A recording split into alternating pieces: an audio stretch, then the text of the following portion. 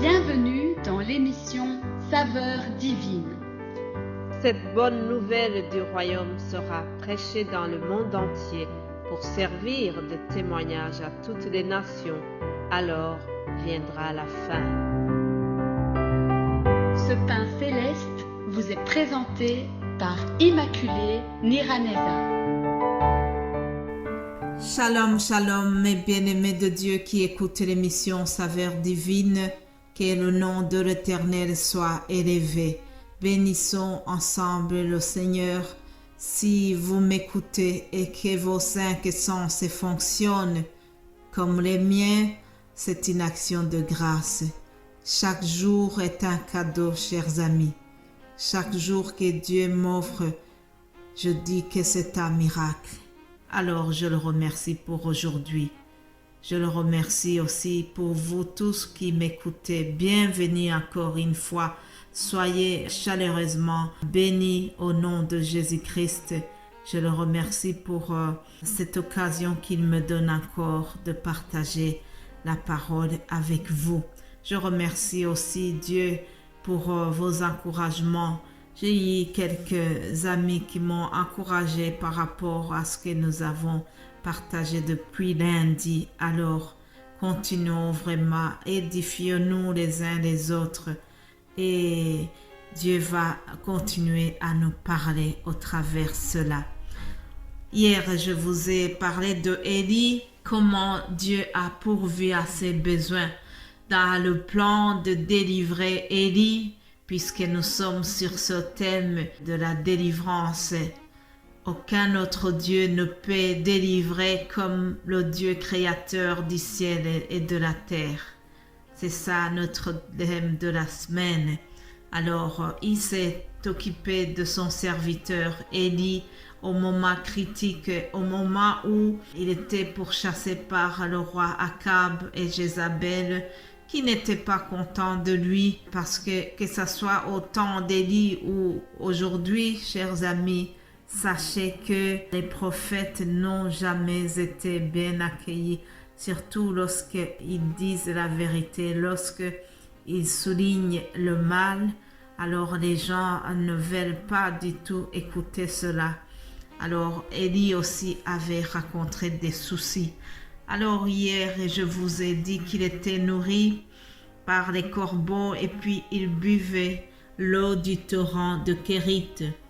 1 Roi 17, au verset 7, nous voyons ceci. Mais au bout d'un certain temps, le torrent fut à sec, car il n'était point tombé de pluie dans le pays. Alors la parole de l'Éternel lui fut adressée en ces mots. Lève-toi, va à Sarepta qui appartient à Sidon et demeure là. Voici, j'ai ordonné à une veuve de te nourrir. Il se leva et il alla à Sarepta. Comme il arrivait à l'entrée de la ville, voici, il y avait là une femme veuve qui ramassait du bois. Il l'appela et dit, « Va me chercher, je te prie, un peu d'eau dans un vase, afin que je boive. » Et elle alla en chercher. Il l'appela de nouveau et dit, « Apporte-moi, je te prie, un morceau de pain dans ta main. » Et elle répondit, « L'Éternel ton Dieu est vivant, je n'ai rien de cuit. Je n'ai qu'une poignée de farine dans un pot et un peu d'huile dans une cruche. Et voici, je ramasse 2 morceaux de bois, puis je rentrerai et je préparerai cela pour moi et pour mon fils. Nous mangerons, après quoi nous mourrons. » Et Élie lui dit, « Ne crains point, rentre, fais comme tu as dit. Seulement, prépare-moi d'abord avec cela un petit gâteau et tu me l'apporteras. Tu en feras ensuite pour toi et pour ton fils. » Je m'arrête ici pour la lecture, mais vous pouvez continuer cette histoire dans 1 Roi 17. Dieu utilise des choses faibles pour confondre les sages, pour confondre les choses qui sont fortes. Dieu utilise des gens ordinaires pour faire des choses extraordinaires. Il est très étonnant de voir que dans cette région, Dieu choisit une veuve qui apparemment est très pauvre, puisque elle dit elle-même que il ne lui restait pas grand-chose à part une poignée de farine et un peu d'huile dans sa cruche. Mais voilà, c'est cela que Dieu a choisi pour qu'elle prenne soin de son serviteur. Le prophète, le plus grand prophète de l'époque, a été envoyé dans cette famille qui n'a pas grand-chose. Mais Dieu ne fait jamais des choses au hasard. C'était voulu. Il voulait manifester sa puissance au travers de cette famille. En fait, on délivra Élie. En même temps, Dieu s'est occupé de la veuve et sa famille. Autrement dit, il a fait d'une pierre deux coups. C'est d'ailleurs le titre de ce message.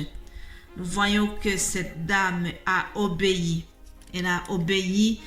Élie lui a dit, prépare-moi d'abord. Ça fait écho à ce verset qui dit, cherchez d'abord le royaume de Dieu et le reste vous sera donné en plus. Autrement dit, Élie est en train de dire à la veuve, honore-moi d'abord, honore ton Dieu d'abord, et lui à son tour, il va t'honorer, et lui à son tour, il prendra soin de toi. C'est ce qui a été fait, chers amis. Au milieu de sa détresse, au milieu de la famine, de l'angoisse, voilà que le serviteur de Dieu a été envoyé chez la veuve.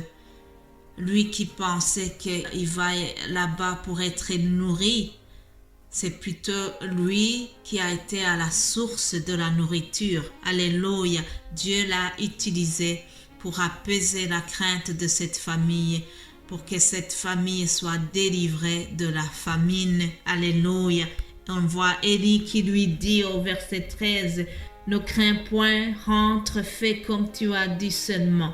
Prépare-moi d'abord. » Elle a obéi et la suite c'est que Élie lui a dit, « Ainsi parle l'Éternel, le Dieu d'Israël. La farine qui est dans le pot ne manquera point et l'huile qui est dans la cruche ne diminuera point jusqu'au jour où l'Éternel fera tomber de la pluie sur la face du sol. » Alléluia. Cette veuve a eu la confiance. Elle a obéi au commandement d'Élie. Elle a fait comme Élie lui avait demandé. Et la suite, c'est que la farine n'a jamais manqué dans son pot et l'huile était approvisionnée tout le temps. Alléluia. Rappelez-vous que Élie avait été envoyé dans cette famille pour s'opposer réellement au culte de Baal. Et aussi c'était pour affirmer que le Dieu d'Israël, l'Éternel, c'est lui le seul vrai Dieu à côté de la divinité Baal. Le seul vrai Dieu qui peut s'occuper de son peuple, qui peut subvenir aux besoins de son peuple, c'est l'Éternel. Alléluia. La bonne nouvelle que je vous apporte aujourd'hui, c'est que Dieu n'a pas changé, je le dis souvent, tel qu'il était hier, aujourd'hui, il est le même et éternellement, il ne changera jamais. Alors, chers amis, faisons-lui confiance. Philippiens 4, 6, on nous dit, « Ne vous inquiétez de rien, mais en toutes choses, faites connaître vos besoins à Dieu par des prières et des supplications avec des actions de grâce. » Alléluia.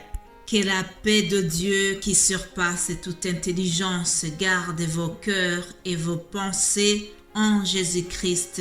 Alléluia. Amen. Amen. Bonne journée et nous allons continuer demain par la grâce de Dieu. Alléluia.